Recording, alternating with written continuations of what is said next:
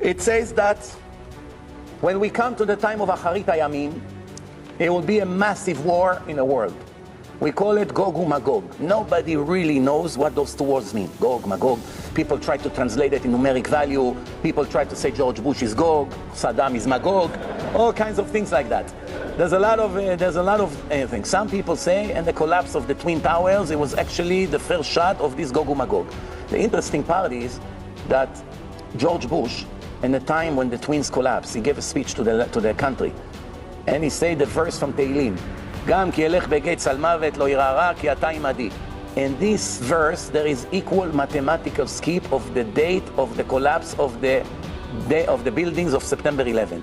The September 11 attack in Hebrew date, the Torah date, it's hidden in equal skip, mathematical code, inside this verse, and that's the only verse in the whole Tanakh that has the date of the tragedy hidden inside that verse. And Bush just chose that, or somebody chose it for him.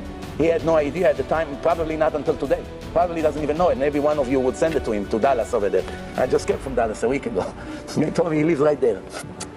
He would be very excited to know that from all the thousands of verses in the Tanakh, the one that he chose is the only one that has the actual date of September 11 in it, hidden. No, do you think it's coincidence? Of course not. The answer is Gog uMagog, according to the prophets, and according mainly to Zechariah 14, describe a massive attack against the nation of Israel.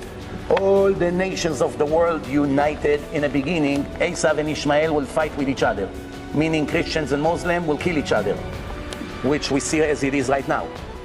And then one point they'll get up and say, wait a minute, why are we killing each other? It's never going to end.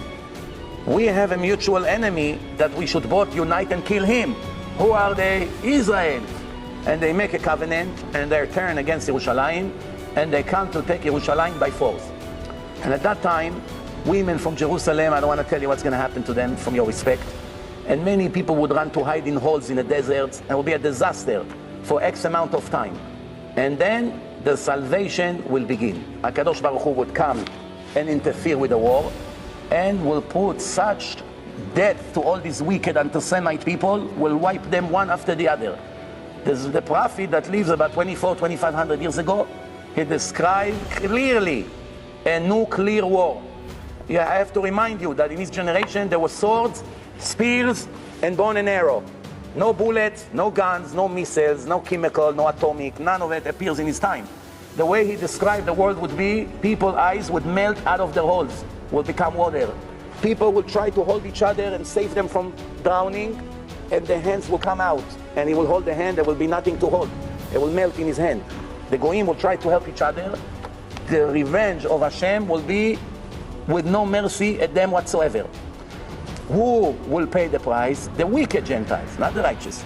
The righteous Gentiles who kept the 7 law and they love the Jews, or they serve Jews on the Holocaust, or things like that, which means they appreciate the Jews. For instance, I came from Dallas last Sunday.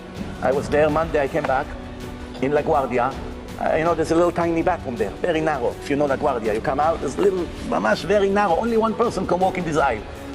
I was about to walk in, one non-Jew came out, so I stepped back, I let him out, and I was trying to come in again. Another person came out of the bathroom. So I was willing to go out again.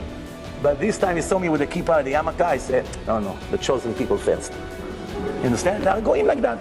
Believe it or not, many millions of goyims are like that. It's not once or twice that it happens to me. It happens to me once on a flight.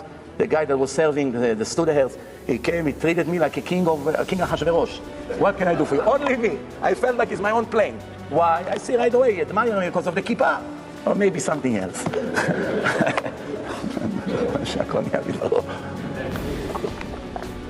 Today I don't know anymore.